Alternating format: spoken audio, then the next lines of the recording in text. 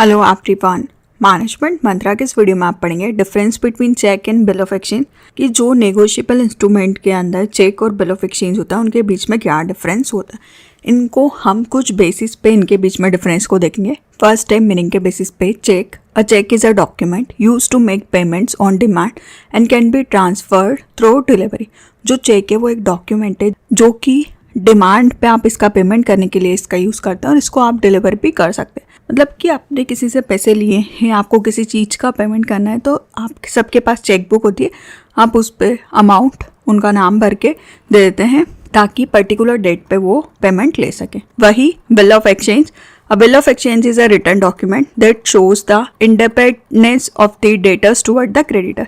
जो bill of exchange है ये रिटर्न डॉक्यूमेंट होता है जो कि शो करता है कि आपको पेमेंट करना है। मतलब जिसने माल बेचा है वो खुद बिल ऑफ एक्सचेंज को बनाता है और सामने वाले से एक्सेप्ट करवाता है कि वो उस चीज़ का पेमेंट करें। नेक्स्ट आता है इसकी definition cheque. A check is a bill of exchange drawn on a specific bankers and not expressed to be payable otherwise than on a demand, and it includes the electronic image of truncate check and check in the electronic form। जो cheque है वो bill of exchange की तरह होता है पर ये specific banker द्वारा पेबल होता है डिमांड के ऊपर। ये कोई भी इलेक्ट्रॉनिक इमेज या ट्रंकेट चेक भी हो सकता है या इलेक्ट्रॉनिक फॉर्म में चेक हो सकता है। मतलब आप किसी स्पेसिफिक बैंक के नाम पे इशू करते हैं कि जिस भी बैंक में आपका अकाउंट होगा कि वो उससे पेमेंट ले सकते हैं। वही bill of exchange. Bill of exchange is instrument in writing containing N unconditional order. इसमें कोई भी कंडीशन नहीं होती है। साइंड बाय द मेकर, जो भी बना रहा है उसका साइन होता है। Directing a certain person to pay a certain sum of money only to or order to of a certain person or the bearer.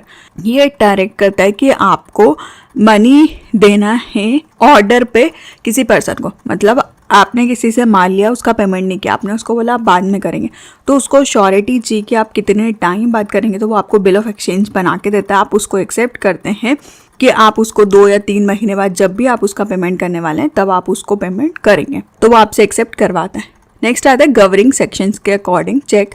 Check is defined under section 6 of negotiable instrument act 1881। जो cheque है इसको negotiable instrument act के 1881 के section 6 में define किया गया। वही bill of exchange. Bill of exchange is defined under section 5 of negotiable instrument act 1881। जो नेगोशिएबल इंस्ट्रूमेंट एक्ट है इसके सेक्शन 5 में बिल ऑफ एक्सचेंज को डिफाइन किया गया। नेक्स्ट आता है पेएबिलिटी के बेसिस पर difference cheque. A cheque become payable on demand only. जो भी चेक है वो डिमांड पे ही पेएबल होता है। वही bill of exchange. A bill of exchange becomes payable on the expiry of certain date और पीरियड। जो बिल ऑफ एक्सचेंज होता है ये एक सर्टेन डेट मतलब फिक्स डेट होती है तब होता है, या वो एक्सपायर होने वाली रहती है तब होता है बिल ऑफ एक्सचेंज का पेमेंट। मतलब 3 महीने बाद का है तो जो बिल ऑफ एक्सचेंज है अगर वो 3 महीने का है तो जनवरी 1 का बिल है तो आपको मार्च 31 तक उसका पेमेंट करना होगा, फिर वो एक्सपायर हो जाता है तो वो तब पेबल होगा। नेक्स्ट आता है एक्सेप्टेंस के बेसिस पे cheque. A cheque does not need any acceptance as per the from the पे। जो चेक होता है इसको कोई एक्सेप्टेंस की जरूरत नहीं होती कि सामने वाली पार्टी एक्सेप्ट करे, आप चेक उसके नाम पे लिख देते हैं। वही bill of exchange. Acceptance must be given by the drawee before he can made liable on it. जो बिल ऑफ एक्सचेंज होता है ये मेकर या ड्रॉवर बनाता है जिसको पेमेंट लेना, और ड्रॉवी मतलब जो पेमेंट करने वाला है उसका एक्सेप्टेंस बहुत ज़रूरी है, उसका साइन बहुत ज़रूरी है बिल ऑफ एक्सचेंज के अंदर। नेक्स्ट आता है parties involve cheque. Drawer, drawee, drawee में बैंक और पेई। ड्रॉवर वो पर्सन जो कि चेक को लिख रहा है उसके नाम पे चेक है, जो कि अकाउंट का होल्डर है, वो पेमेंट करेगा। ड्रॉवी जिसके नाम पे चेक दिया गया है बैंक के द्वारा, और पेई वो पर्सन जिसको कि फंड मिलेगा। वही बिल ऑफ एक्सचेंज। इसके अंदर होता है ड्रॉवर जिसको पेमेंट लेना है वो मेकर होता है, वो ड्रॉवी से एक्सेप्ट करवाता है जो पेमेंट करने वाला है। और थर्ड आता है पेई। पेई वो पर्सन होता है जिसको कि पेमेंट मिलेगा, ड्रॉवर भी पेई हो सकता है। नेक्स्ट आता है यूजेस के बेसिस पे cheque. Primary use for withdrawing money from a bank account. जो चेक है इसको प्राइमरली मेनली यूज किया जाता है जब भी आपको बैंक अकाउंट से पैसे निकालने। वही bill of exchange. Used for trade transaction to secure payment. Bill of exchange को आप ट्रेड ट्रांजेक्शन के लिए यूज़ करते हैं ताकि आपके पेमेंट को आप सिक्योर कर सकें। मतलब आपने किसी को गुड्स बेचा है, उसका पेमेंट लेना है तो उसके लिए आप बिल ऑफ एक्सचेंज बनाते हैं ताकि वो टाइम पे आपको पेमेंट करे। नेक्स्ट आता है crossing cheque. A cheque can be cross to ensure payment to the rightful owner. Cheque को क्रॉस किया जाता है ताकि इंश्योर किया जा सके कि सही ऑनर को पेमेंट हुआ है। वही bill of exchange, crossing a bill of exchange is not allowed. आप बिल ऑफ एक्सचेंज को क्रॉस नहीं करते हैं। नेक्स्ट आता है grace period. Cheque, a cheque has no grace period and must be paid full upon demand. जो cheque है उसका कोई भी ग्रेस पीरियड नहीं होता है और डिमांड पे आपको पूरा उसका अमाउंट पे करना होता है।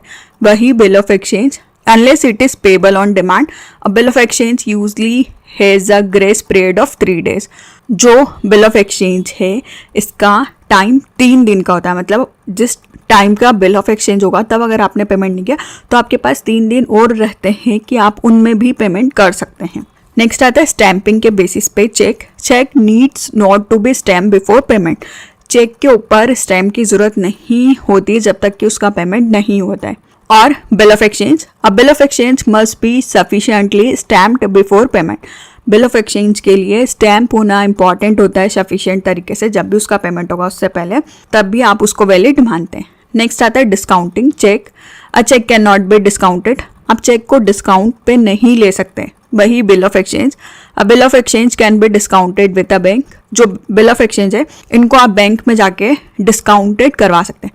फॉर एग्जाम्पल बात करें, अगर आपके पास 5,000 रुपये का बिल ऑफ एक्सचेंज है, उसने बोला कि वो आपको 3 महीने बाद देगा, आपको 5,000 रुपये की ज़रूरत अभी है, आप बैंक के पास जा सकते हैं। बैंक उसमें से 500 रुपये कम करके आपको 4,500 रुपये दे देगा। 500 रुपये वो उसका डिस्काउंटेड रेट रख लेगा और जब 3 महीने बाद वो से आपको पेमेंट लेना है उसके पास जाके 5,000 रुपये ले लेगा। तो इस तरीके से आप बिल ऑफ एक्सचेंज को डिस्काउंटेड करवा सकते हैं। नेक्स्ट आता है notice of dishonour cheque. There is no need to file a notice of dishonour when a cheque is not honoured. जब भी चेक डिसऑनर हो जाता है तो उसमें आपको नोटिस की जरूरत नहीं पड़ती है। वही bill of exchange, to the holder of drawer of a bill accountable a notice of dishonour is required. अगर बिल ऑफ एक्सचेंज का पेमेंट टाइम पे नहीं हो पा रहा है, वो डिसऑनर हो गया, तो उसके लिए आपको नोटिस ऑफ डिसऑनर की जरूरत होगी। तो इस वीडियो में आपने देखा कि क्या डिफरेंस होता है चेक और बिल ऑफ एक्सचेंज के बीच में। वीडियो अच्छा लगे तो प्लीज़ लाइक कीजिए, चैनल को सब्सक्राइब कीजिए और कमेंट कीजिए। और किसी टॉपिक पे वीडियो चाहिए तो आप कमेंट कर सकते हैं।